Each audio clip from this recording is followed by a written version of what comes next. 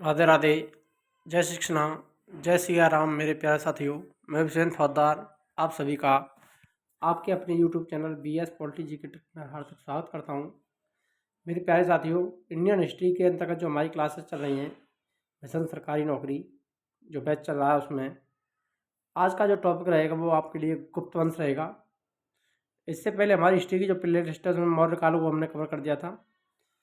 वहाँ पर जा करके आप देख सकते हैं, हिस्ट्री की जितनी भी वीडियो हैं वहाँ पर जा करके आप कवर कर सकते हैं। तो प्ले लिस्ट पे सारी की सारी क्लासेस देखने को मिलेंगी। तो आज का जो वीडियो है वो गुप्त काल से संबंधित रहेगा। यहाँ पर गुप्त काल यानी गुप्त वंश है, उससे पहले आपको थ्योरी को पढ़ाएंगे, उसके बाद में आपके लिए कुछ जो इम्पोर्टेंट क्वेश्चन जो आते हैं उनको वहाँ पर कवर करने वाले हैं। तो आइए पहले थ्योरी देखते हैं किस प्रकार से गुप्त काल है। उसको आपके लिए जो RPSC first grade, second grade, UPSC, CTET और कॉम्पिटिशन एग्जाम के लिए ये क्लासेज इंपॉर्टेंट रहेगी। तो वीडियो को बिना स्किप किए संपूर्ण देखना है। उसके बाद प्रीवियस ईयर के जो क्वेश्चन हैं उनको आपको हल करना है। तो देखिए, पहले देखते हैं गुप्त वंश की बात करें तो गुप्त वंश के इतिहास को जानने के स्रोत के रूप में साहित्यिक साक्ष्य, अभिलेख के साक्ष्य और विदेशी यात्रियों के विवरणों का सहारा लिया जाता है, जिनसे हमें पता चलता है गुप्त काल के बारे में। यही साहित्यिक साक्ष्य हैं, पुस्तकें जो साहित्य लिखा गया, अभिलेख और विदेशी यात्रियों के विवरण हैं, उनसे हमें गुप्त काल की जानकारी मिलती है। साहित्यिक स्रोतों की बात करें तो वायु पुराण, मत्स्य पुराण, कालिदास की रचना और मुद्रा राक्षस, जिनसे हमें गुप्तकालीन जानकारी मिलती है। ये सारी साहित्यिक स्रोतों में आती है। आर्य मंजूश्री, मूल कल्प, वसुबंध चरित्र, ये बौद्ध ग्रंथ हैं जिनसे हमें गुप्त काल की जानकारी मिलती है। तो गुप्त काल की जानकारी देने वाले बौद्ध ग्रंथ आज आर्य मंजूश्री, मूल कल्प, वसुबंध चरित्र। विदेशी विवरणों में फाहियान, हिंसा और अल्बेरुनी के विवरण हैं, जिनसे हमें गुप्तकालीन जानकारी प्राप्त होती हैं। तो साहित्यिक स्रोत, बौद्ध ग्रंथ, विदेशी विवरण और अभिलेखीय साक्ष्य, जिनसे हमें बौद्ध की जानकारी मिलती है गुप्त काल की। तो ऐसा माना जाता है कि गुप्त वंश के संस्थापक की बात करें तो कुषाण शासकों के सामंत थे। मोस्ट इंपोर्टेंट है, ध्यान रखना, MI कर लेना इसको। पूछा जा सकता है गुप्त पहले किसके सामंत थे, तो वो कुषाणों के सामंत थे। और अधिकतर इतिहासकारों के अनुसार वो वैश्य थे। क्या थे? वैश्य। कौन सी जनजाति के थे? वैश्य थे। गुप्त वंश की स्थापना श्री गुप्त के द्वारा की गई। ये क्वेश्चन गुप्त वंश से अधिकांश पूछा जाता है कि गुप्त वंश का संस्थापक कौन था। तो संस्थापक कौन था? तो वो था श्री गुप्त। संस्थापक कौन था? श्री गुप्त। ये कौन थे? इसको वैश्य बताया जाता है। और किसके सामंत थे? कुषाणों के सामंत थे। आइए अब जहाँ गुप्त वंश के जो प्रमुख शासक हैं वहाँ पर कवर करते हैं। सबसे पहले श्री गुप्त के बारे में पढ़ते हैं। तो श्री गुप्त गुप्त वंश का संस्थापक था। इसने 240 ईस्वी में गुप्त वंश की स्थापना की। गुप्त वंश की स्थापना कब की थी? 240 ईस्वी में। और 240 से 280 तक इसने शासन किया। और इसने महाराजा की उपाधि धारण की। किसकी उपाधि धारण की थी इसने? महाराजा की उपाधि किसने? श्री गुप्त ने धारण की थी। गुप्त वंश के श्री गुप्त के बाद उसका पुत्र था घटोत्कच। श्री गुप्त के बाद उसका पुत्र घटोत्कच उत्तराधिकारी बना। उसने महाराजा की उपाधि धारण की थी। घटोत्कच से संबंधित क्वेश्चन नहीं बनते, परंतु आपको क्रम रखना है, क्रम पूछा जा सकता है। तो श्रीगुप्त, घटोत्कच, उसके बाद में चंद्रगुप्त प्रथम, जो एक महत्वपूर्ण शासक है गुप्त वंश का।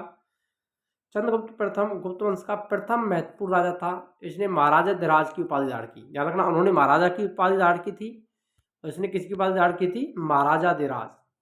तो वह गुप्त शासक जो सबसे पहले महाराजा धिराज की उपाधि धारण की थी वो कौन था? चंद्रगुप्त प्रथम। चंद्रगुप्त प्रथम का विवाह लिच्छवी वंश की राजकुमारी, किस वंश की? लिच्छवी राजकुमारी कुमार देवी। याद रखना, कुमार देवी किसकी पत्नी थी? तो चंद्रगुप्त प्रथम की। ये कई बार क्वेश्चन पूछे जाते हैं, पत्नियों के नाम आपको याद रख लेने हैं। यहाँ पर चंद्रगुप्त की पत्नी का नाम क्या था? प्रथम की का कुमार देवी। चंद्रगुप्त प्रथम ने 319 ईस्वी में गुप्त संवत की शुरुआत की। तो चंद्रगुप्त प्रथम ने गुप्त संवत कब चलाया था? 319 ईस्वी में। यह आपको ध्यान रखना, मोस्ट इंपोर्टेंट है। गुप्त वंश जो गुप्त संवत है वो किसके द्वारा चलाया गया? चंद्रगुप्त प्रथम के द्वारा। और कब चला था? 319 ईस्वी। ये अधिकांशतः क्वेश्चन बनते हैं। चंद्रगुप्त की पत्नी का, प्रथम की पत्नी का नाम कुमार देवी, उपाधि क्या थी? महाराजा राज। अब आता है इसके बाद में समुद्रगुप्त, जो कि एक महानतम शासक थे। समुद्रगुप्त की बात करें तो कुमार देवी का पुत्र, किसका पुत्र था? ये कुमार देवी और चंद्रगुप्त प्रथम का पुत्र था। अतः इसने अपने आप को लिच्छवी दोहित्र कहा। यही अपने आप को क्या कहता था? लिच्छवी दोहित्र। क्योंकि जो उसकी रानी थी कुमार देवी चंद्रगुप्त प्रथम की, वो किस वंश से थी? लिच्छवी वंश से। समुद्रगुप्त की नीतियां आक्रामक और विस्तारवादी थी। इसने आर्यावर्त यानी उत्तर भारत के 9 राज्यों को जीतकर, कितने राज्य जीते थे इसने? 9 राज्यों को जीतकर अपने साम्राज्य में मिला लिया। जबकि दक्षिणावर्त, जो दक्षिण भारत है, उसके 12 राज्यों को पराजित कर दिया और इन्हीं विजयों के कारण इसे भारत का नेपोलियन कहा जाता है। ध्यान रखना, ग्रेड मोच्छानुग्रह की जो नीति है वो दक्षिण भारत के खिलाफ इसने अपनाई थी। यानी वहां पर पराजित करने के बाद उनको मोक्ष दिया करता है, उनको छोड़ दिया करता था और उनसे कर या टैक्स वहां से वसूला करता था। तो ग्रेड मोच्छानुग्रह की नीति अपनाई थी दक्षिण भारत के राज्यों के खिलाफ इसने। समुद्रगुप्त के दरबारी कवि की बात करें तो मोस्ट इंपोर्टेंट है, ध्यान रखना, हरिशेठ। कौन थे समुद्रगुप्त के दरबारी कवि? हरिशेठ थे। इन्होंने इलाहाबाद प्रस्ती की रचना की, नोट कर लेना है MI। इलाहाबाद प्रस्ती की रचयिता कौन थे? हरिशेठ। और किसके दरबारी कवि थे? समुद्रगुप्त। ये कई बार क्वेश्चन पूछा है, इलाहाबाद प्रस्ती का रचयिता कौन था? तो हरिशेठ था। और हरिशेठ ने किसके दरबारी कवि थे? समुद्रगुप्त के। समुद्रगुप्त संगीत प्रेमी था, ऐसा अनुमान है कि इसे इसीलिए लगाया जाता क्योंकि इसके द्वारा शासन के दौरान चलाए गए सिक्कों पर इसकी बीड़ा बजाते हुए चित्रों की अंकित किया गया है। यही समुद्रगुप्त को संगीत प्रेमी इसीलिए अंदाजा लगाया जाता है कि उसने अपने आप को जो सिक्के चलाए थे उन पर बीड़ा बजाते हुए दर्शाया है, इसीलिए इसका अंदाजा लगाया जाता है कि ये एक महानतम संगीत प्रेमी शासक था और बीड़ा वादक भी था। कौन था? बीड़ा वादक। ध्यान रखना, क्या बजाता था ये? बीड़ा। देखिए यहाँ पर देख सकते हैं समुद्रगुप्त के सिक्के। तो समुद्रगुप्त ने स्वयं को बीड़ा बजाते हुए यहाँ पर दिखाया है इन सिक्कों में। ये समुद्रगुप्त कालीन सिक्के।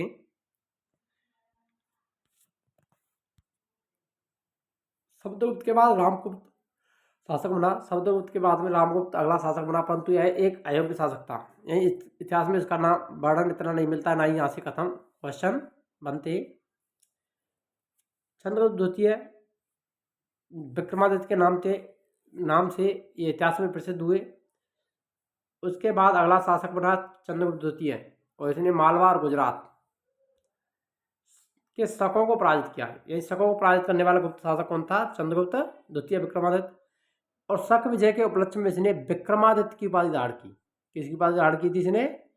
विक्रमादित्य। ये ध्यान रखना, इसीलिए इसे चंद्रगुप्त द्वितीय विक्रमादित्य के नाम से जाना जाता है इतिहास में। तो शकों को पराजित करने के बाद विक्रमादित्य की उपाधि इसके द्वारा धारण की गई थी। यह गुप्त साम्राज्य का पहला शासक था जिसने चांदी के सिक्के चलाए। चांदी के सिक्के चलाने वाला गुप्त साम्राज्य का शासक कौन था? तो वो था चंद्रगुप्त द्वितीय। इससे पहले स्वर्ण के सिक्के चलाए जाते थे। चंद्रगुप्त द्वितीय के मेहरौली लोह स्तंभ से ज्ञात होता है कि इसने बंगाल पर भी विजय प्राप्त की। तो मेहरौली लोह स्तंभ देख सकते हैं, ये कहाँ पर है? नई दिल्ली में है, मेहरौली के पास में। ये लोह स्तंभ है जो कि आज तक बिना जंग रहते हैं, यानी इस पर जंग नहीं लगा है। और इस पर जो लेख लिखा है उससे चंद्रगुप्त द्वितीय के मेहरौली स्तंभ से ज्ञात होता है कि इसने बंगाल पर विजय, यानी बंगाल विजय का उल्लेख भी इसमें किया गया है मेहरौली स्तंभ लेख में। चंद्रगुप्त द्वितीय के समय चीनी यात्री फाहियान भारत आया। ध्यान रखना, चीनी यात्री फाहियान किसके समय आया था? चंद्रगुप्त द्वितीय के समय भारत आए थे। और फाहियान ने चंद्रगुप्त द्वितीय के जो काल है उसके बारे में लिखा भी है कि इस समय जनता के घरों में ताले नहीं लगाए जाते थे, चोरी वगैरह लूटपाट का कोई भय नहीं था चंद्रगुप्त द्वितीय विक्रमादित्य के। तो इनके घरों में ताले नहीं लगाए जाते। ये कथन किसका था? फाहियान। अब चंद्रगुप्त द्वितीय विक्रमादित्य के नवरत्न हैं, उनको हम यहाँ पर कवर करने वाले हैं। तो देखिए यहाँ पर ट्रिक दी गई है। तो 9 विद्वान थे जिन्हें नवरत्न कहा जाता था। काला धन छपा अमर शंकु का, बेट घटा बार बार। इस ट्रिक के जरिए आप आसानी से नवरत्नों को याद कर सकते हैं। चंद्रगुप्त द्वितीय के नवरत्न, काला धन घटा, वो काला धन छिपा अमर शंकु का, बेट घटा बार बार। काला धन छपा अमर शंकु का, बेट घटा बार बार। अगर आप चाहें तो इसे छिपा भी कर सकते हैं। काला धन छिपा अमर शंकु का, यानी काला धन किसका छिपा हुआ है? अमर शंकु का छिपा हुआ है, जिसका क्या है? बेट घट रहा है और बार बार उसका बेट घट रहा है। इस तरीके से आप याद कर सकते हैं कि काला धन छिपा अमर शंकु का काला धन छिपा हुआ है और उसका वेट बार बार घट रहा है। तो ये देखिए ट्रिक, काला से बन जाता है कालिदास जो कि एक संस्कृत के महान कवि थे। धन से बन जाता है धनवंतरी जो कि आयुर्वेद के ज्ञानी थे। छपा से छपड़क विद्वान और नीतिज्ञ से परिपूर्ण। अमर से अमर सिंह कोशकार से संबंधित कार्य से परिपूर्ण। शंकु ज्योतिष विद्या से परिपूर्ण। बेट से बनाते हैं, बेत कह दो या इसको बेट कह दो, तो यानी वेलिया और बाली एंड का अंतिम टालिया, तो बेट बन गया। तो बेट से क्या बन जाता है बेताल भट्ट जो कि तांत्रिक विद्या के ज्ञानी थे। घटा से घटक परख जो ये कवि थे। बार एक बार से बना दो बरामीर और एक से बन जाएगा आपका बररुचि। और बररुचि व्याकरण और व्याकरण के ज्ञानी थे। बरामीर खगोल वैज्ञानिक थे। ये ट्रिक आपके लिए बहुत ही इंपॉर्टेंट रहेगी। चंद्रगुप्त द्वितीय विक्रमादित्य के नवरत्नों को याद करने। काला धन छिपा अमर शंकु का वेट घटा बार बार, यानी काला धन अमर शंकु का छिपा हुआ है जिसका वेट क्या है बार बार घट रहा है। तो इस ट्रिक के जरिए आसानी से आप याद कर सकते हैं। चंद्रगुप्त द्वितीय के जो नवरत्न थे, यहाँ से क्वेश्चन पूछा जाता है कौन चंद्रगुप्त द्वितीय के दरबार में नवरत्नों में शामिल नहीं था। ये क्वेश्चन कई बार पूछा गया है। तो काला धन छिपा अमर शंकु का वेट घटा बार बार, ये ट्रिक है आसानी से याद करने के लिए। आप नोट कर सकते हैं या इसका स्क्रीनशॉट ले सकते हैं। देखिए आगे बढ़ते हैं। कुमारगुप्त प्रथम, चंद्रगुप्त द्वितीय के बाद अगला जो शासक हुआ वो कुमारगुप्त प्रथम था। इसने नालंदा विश्वविद्यालय की स्थापना की। मोस्ट इंपोर्टेंट है ध्यान रखना, नालंदा विश्वविद्यालय की इसके द्वारा क्या की गई थी, स्थापना की गई थी। तो नालंदा विश्वविद्यालय का संस्थापक कौन था, तो वो था स्थापना करने वाला कुमारगुप्त प्रथम। कुमारगुप्त के बाद अगला जो शासक बना वो स्कंदगुप्त बना। इसके बाद गुप्त वंश में कई छोटे छोटे शासक हुए। एरड अभिलेख मोस्ट इंपोर्टेंट है, से हमें भानुगुप्त के शासन की जानकारी मिलती है और एरड अभिलेख से ही हमें सती प्रथा का पहला साक्ष्य मिलता है। और एरड अभिलेख है वो कब का है, 305 ईस्वी का है। कब का है, 305 ईसा पूर्व में मिला था। 305 ध्यान रखना आपको, 305 ईसा पूर्व का है जिसमें हमें सती प्रथा का पहला अभिलेखीय साक्ष्य मिलता है। तो कौन से मिलता है, एरड अभिलेख। इस वंश का अंतिम शासक की बात करें तो विष्णुगुप्त था। कौन था, विष्णुगुप्त। गुप्त वंश के अंतिम शासक से संबंधित क्वेश्चन पूछा जाता है। तो अंतिम शासक कौन था गुप्त वंश का, विष्णुगुप्त था। इसके बाद गुप्त साम्राज्य छिन्न हो गया यानी बिखर गया था। यदि आप चैनल पर नए हैं तो चैनल को सब्सक्राइब करें और वीडियो को लाइक करें, शेयर करें। यहाँ पर आपके लिए यूट्यूब पर ओनली ऑन निःशुल्क सारी की सारी क्लासेज आपके लिए देखने को मिलेंगी। और जल्दी ही हम रीट मेंस का कोर्स भी स्टार्ट करने वाले हैं, जहाँ पर आपको संपूर्ण रीट का जो फर्स्ट पेपर है उसमें राजस्थान जीके वगैरह है, सारी की सारी कवर रहेंगी। साथ साथ एसएसटी वालों के लिए वहाँ पर आपके लिए क्लासेज मिलेंगी। तो एसएसटी का संपूर्ण कोर्स आपको हमारे चैनल पर निःशुल्क रूप से मिलेगा। यहाँ पर उसकी क्लासेज जल्दी ही शुरू की जाएंगी, अलग से पूरा का पूरा बैच निःशुल्क चलाया जाएगा। आगे देखिए गुप्तकालीन रचनाएं, उनके लेखक, यहाँ से अधिकांशतः क्वेश्चन बनते हैं, पूछे ही जाते हैं लेखकों के नाम और पुस्तकों के नाम। तो आपको ध्यान रख लेना ये गुप्तकालीन जो रचनाएं और लेखक हैं। तो कालिदास इस काल का नवरत्न शामिल था चंद्रगुप्त द्वितीय विक्रमादित्य के। तो इसकी जो द्वारा लिखी है जो रचना है वो यहाँ पर आप देख सकते हैं। अभिज्ञान शाकुंतलम, विक्रमोर्वशी, मालविका अग्निमित्रम, रघुवंश, कुमार संभव, मेघदूत और ऋतु संहार। तो ये सारी रचना किसकी हैं, कालिदास। तो यहाँ पर क्वेश्चन बन सकता है कि कालिदास की रचना कौन सी नहीं है, तो आपको ये सारे के सारी आपको याद रखनी है। मुद्रा राक्षस और देवी चंद्रगुप्तम ये किसकी है, विशाखदत्त। किसकी है ये, विशाखदत्त की। मृच्छकटकम शूद्रक के द्वारा लिखी गई। अमरकोश अमर सिंह। नाट्यशास्त्र के रचयिता भरतमुनि थे। कामसूत्र का रचयिता वात्स्यायन। पंचतंत्र विष्णु शर्मा की रचना, ये मोस्ट इंपोर्टेंट है। इसका जो पंचतंत्र है इसका कई भाषाओं में अनुवाद हो चुका है, इंपोर्टेंट है पंचतंत्र, ध्यान रखना। तो पंचतंत्र का कई भाषाओं में अनुवाद किया जा चुका है। नीतिसार कामंडक की रचना है। आइए अब गुप्त काल के जो प्रमुख मंदिर हैं वहाँ उनको भी कवर करते हैं। यहाँ से कांस्ता क्वेश्चन बनते हैं, पूछे ही जाते हैं।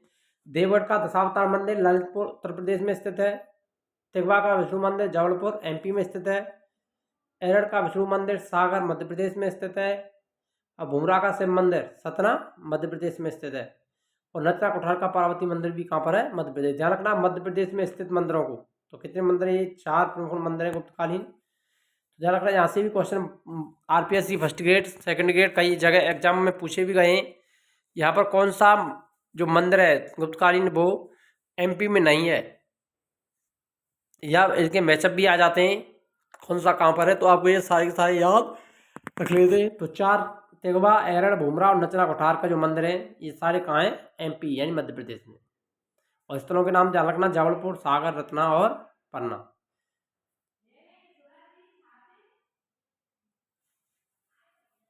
नेक्स्ट क्वेश्चन भीतरगांव का कृष्ण मंदिर कानपुर उत्तर प्रदेश में। नागौर का शिव मंदिर सतना मध्य प्रदेश में। ये भी कहाँ पर है? मध्य प्रदेश। तो ध्यान रखना सबसे ज़्यादा जो मंदिर है गुप्तकालीन जो प्रमुख मंदिर है वो कहाँ पर है? एमपी में ही पाए गए। और दूसरा उत्तर प्रदेश। तो उत्तर प्रदेश और एमपी के अंतर्गत सारे के सारे गुप्तकालीन मंदिरों का अधिकांशतः निर्माण हुआ। समाज एवं अर्थव्यवस्था।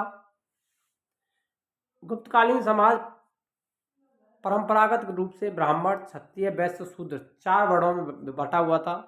गुप्त काल में बाल विवाह प्रथा को बढ़ावा मिला। ध्यान रखना बाल विवाह की जो प्रथा थी वो गुप्त काल में अधिक बढ़ी। भानुगुप्त के एरड़ अभिलेख में सती प्रथा का साक्ष्य में पहला प्रमाण मिलता है जो 305 ईसा पूर्व का है। गुप्तकालीन अर्थव्यवस्था। गुप्तकालीन अर्थव्यवस्था का मुख्य आधार क्या था? कृषि था।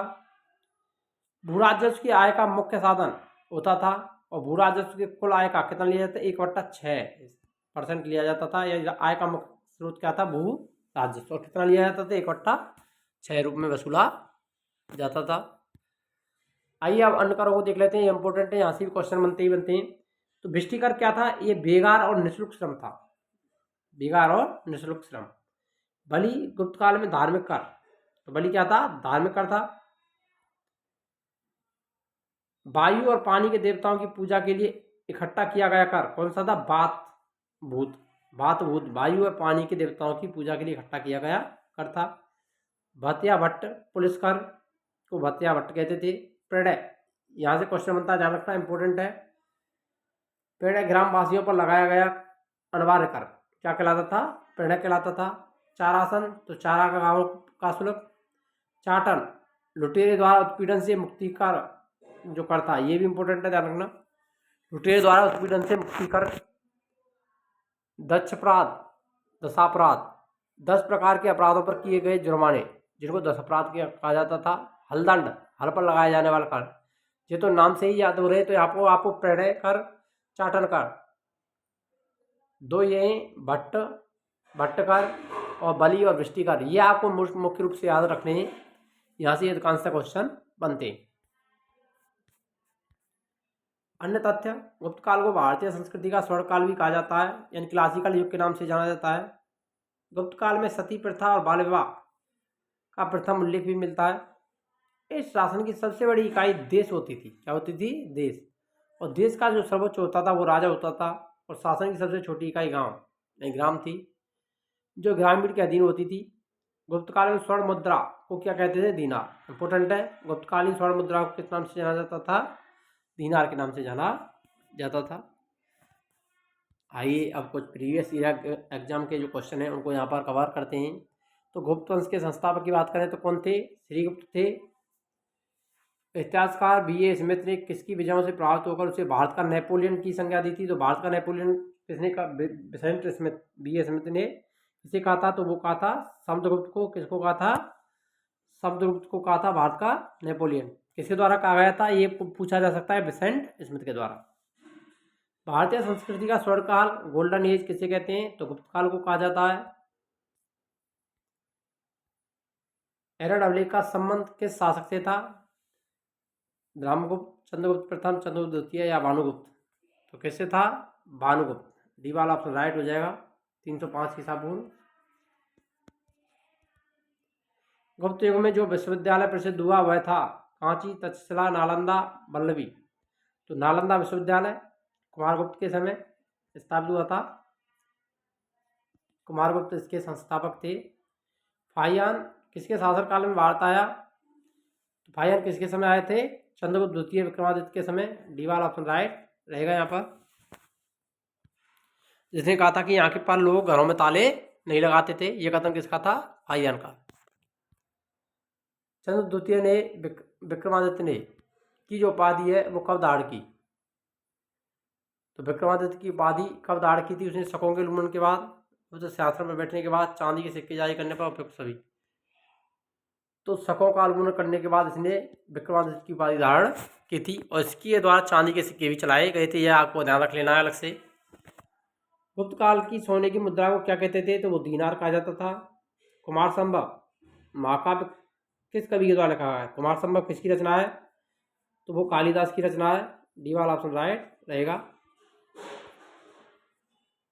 अमरकोश के लेखक अमर सिंह किस शासक के दरबार से जुड़े हुए थे? तो अमर सिंह नवरत्नों में शामिल थे, चंद्रगुप्त द्वितीय विक्रमादित्य के।